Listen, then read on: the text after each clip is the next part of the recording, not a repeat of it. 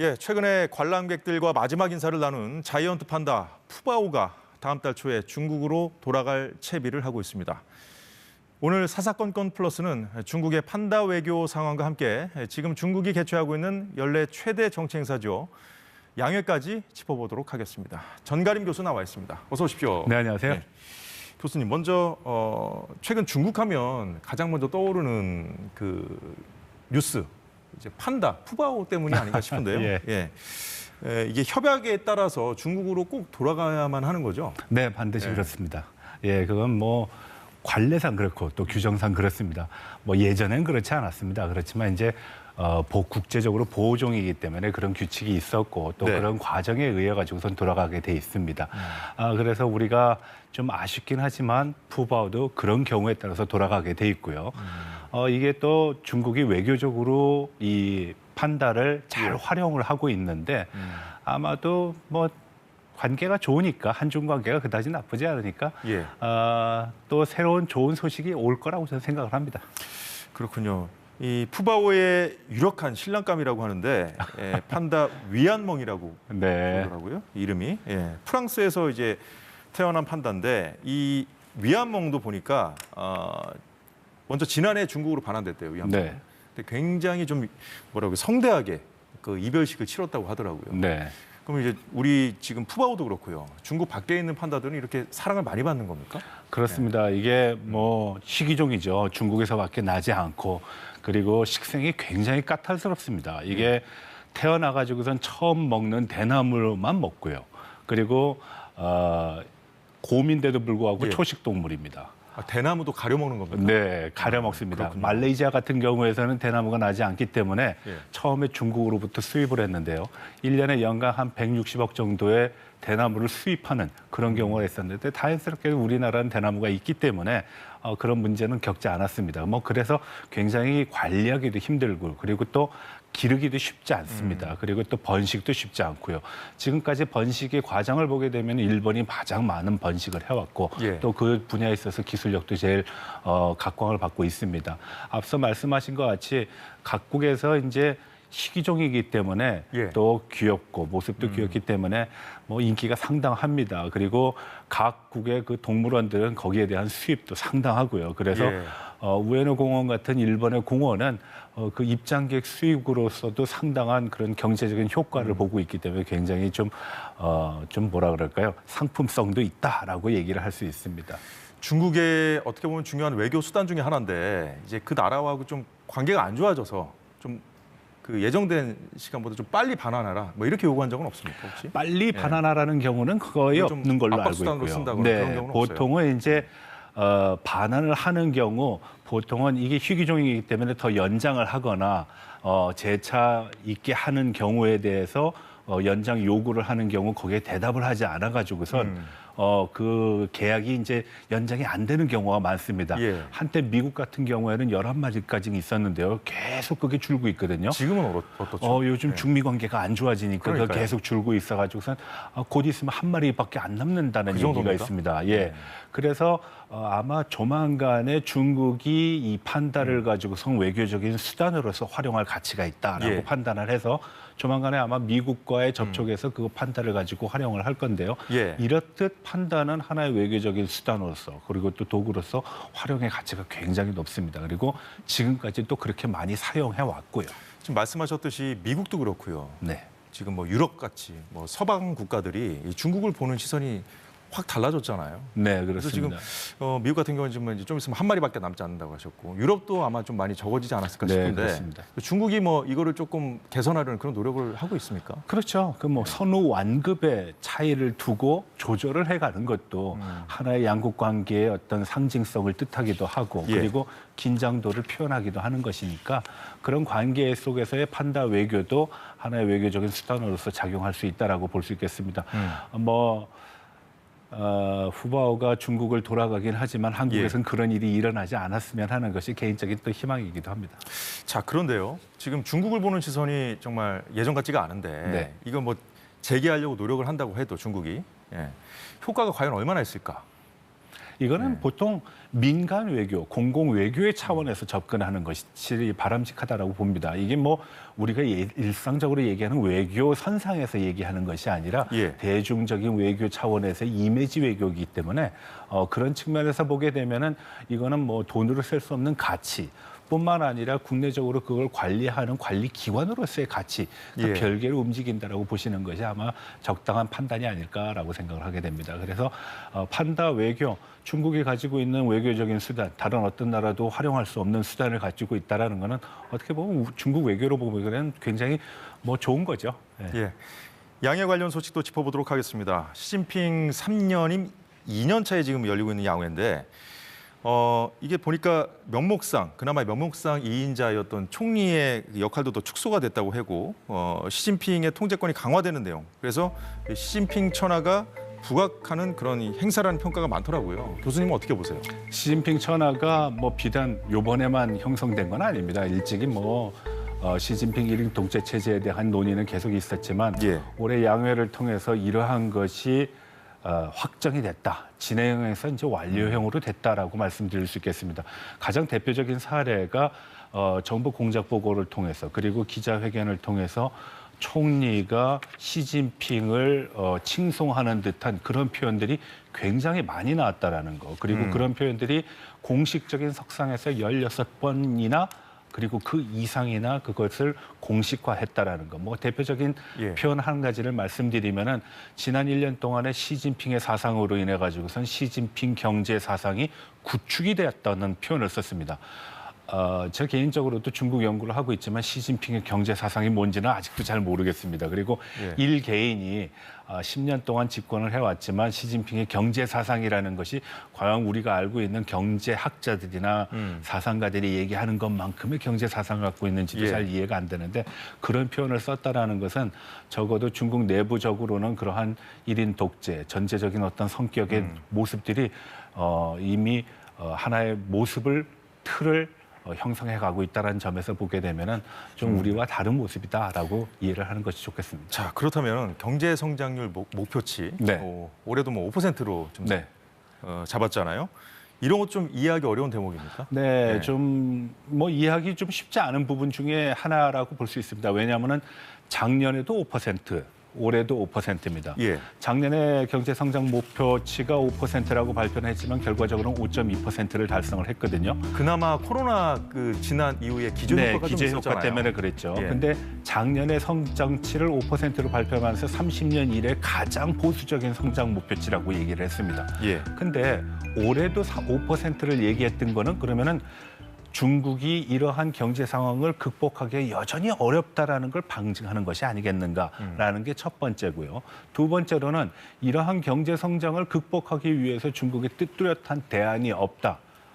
작년 말까지 중국 정부에서 얘기한 거는 대체적인 경제의 형식, 세태가 굉장히 좋다라고 얘기를 했는데 그러면은 그 세태에 대한 논리적인 구성이 앞뒤가 맞지 않는다라는 얘기입니다.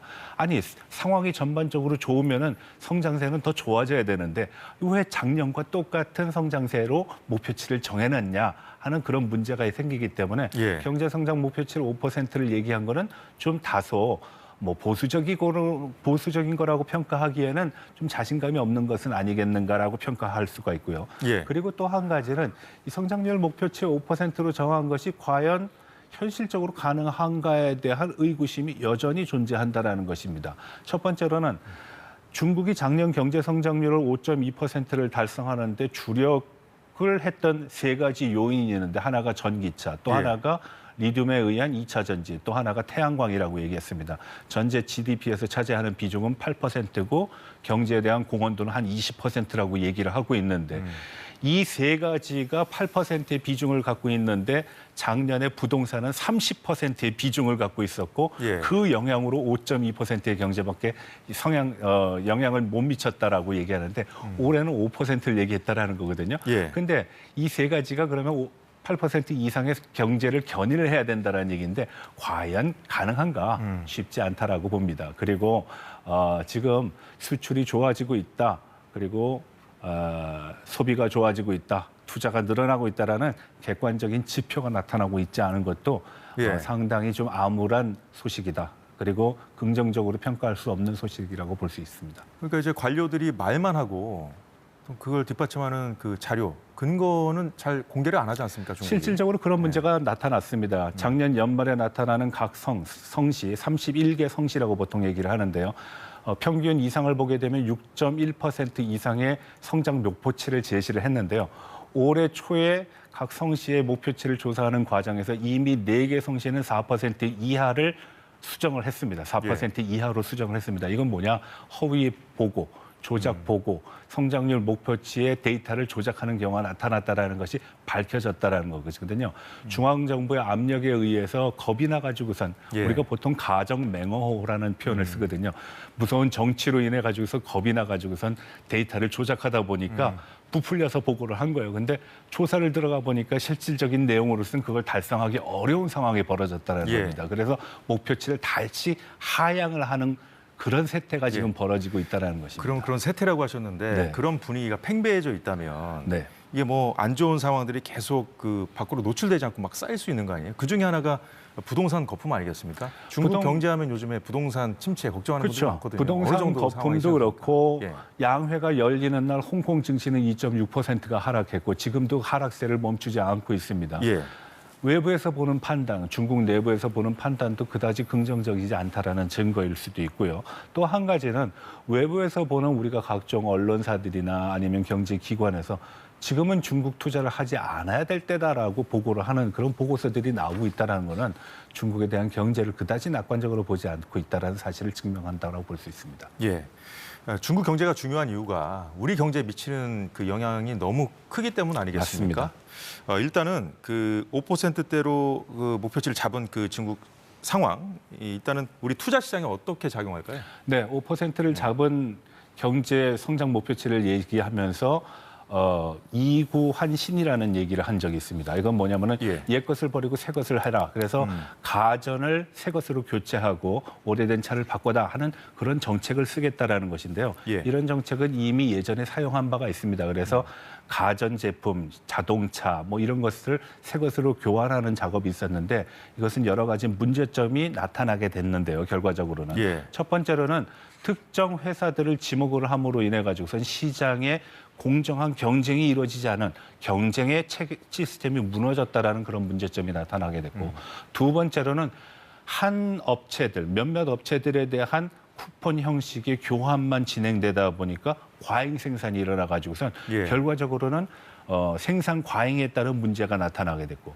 세 번째로는 내구재의 교환을 통해 가지고선 한시적으로는 생산력이 증대하고 소비가 증대하는 효과가 있었지만 3, 4년 후에 똑같은 경제가 나타났을 때는 효과를 발휘하지 못하는 그런 문제점이 또 나타나는 경우가 있었습니다. 그래서 아마 요번에 경제 정책이 나타나면서 한 가지의 특징은 생산 과잉이 나타날 것이다. 그러므로 인해서 잠깐은 경제가 좋아지는 효과가 있겠지만은 차후적으로는 과잉에 따르는 어떤 문제가 따르지 않을까 하는 그런 문제가 생길 것이라고 판단이 됩니다. 우리 기업들도 중국의 상황을 좀 예의주시해야겠네요. 예, 그렇습니다.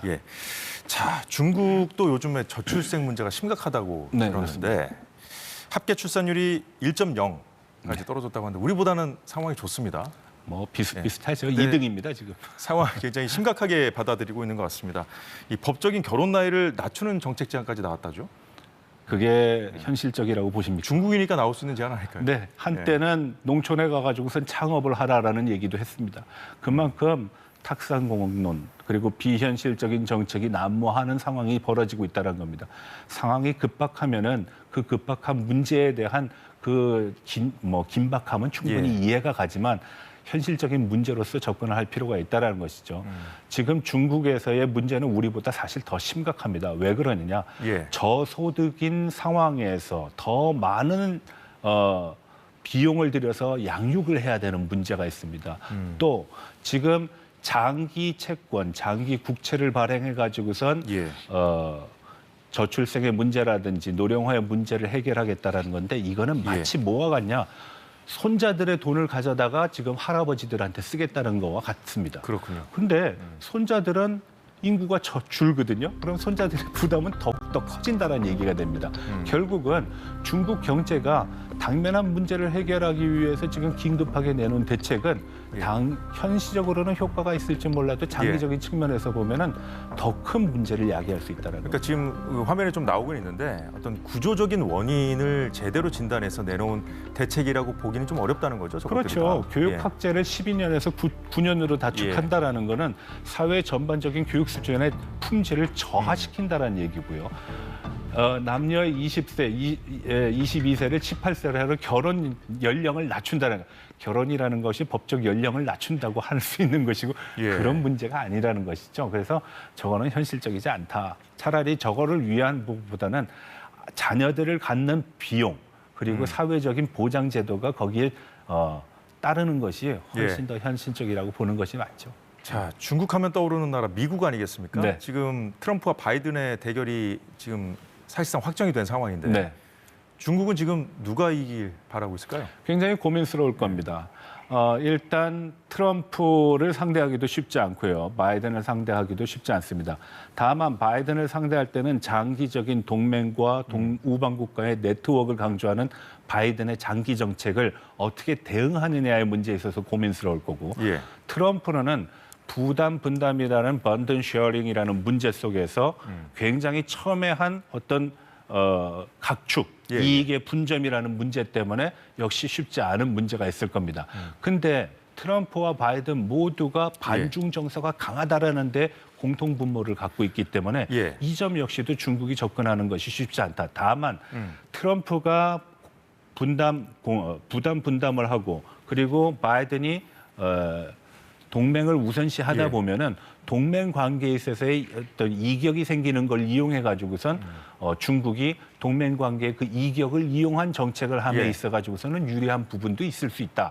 이런 측면에서 보면은 중국한테도 기회가 있을 수는 있겠지만 바이든이 잡아야 빈틈이 좀 있다. 그렇죠. 아니요. 트럼프가 잡아야지 빈틈이 더 있는 거죠. 마치 우리가 트럼프가 4년 전에 정권을 장악했을 때 방위비 분담으로 굉장히 고민스럽고 이것이 중국에게는 이제 관세를 세게 때리지 않았습니까? 그렇죠. 중국한테는 관세를 때렸지만 한국은 미국에 대한 동맹 관계가 이게 동맹이 맞는가 하는 의구심을 가졌을 때 한중 관계에 대한 어떤 새로운 방법을 모색했던 그런 관계를 문재인 정부하고 좀 안 맞아서 그런 측면이 있지 문재인 않습니까? 정부는 좋았다라고 얘기를 했으니까 트럼프는 그러지 않았죠. 트럼프는 그렇게 생각하지 않았겠죠. 그래서 그런 관계를 서로 활용하는 방법이 있을 것입니다. 그래서 이런 측면을 우리가 좀 살펴볼 필요가 있다. 중국은 아무래도 트럼프가 더 낫다라고 보는 경우가 있을 겁니다.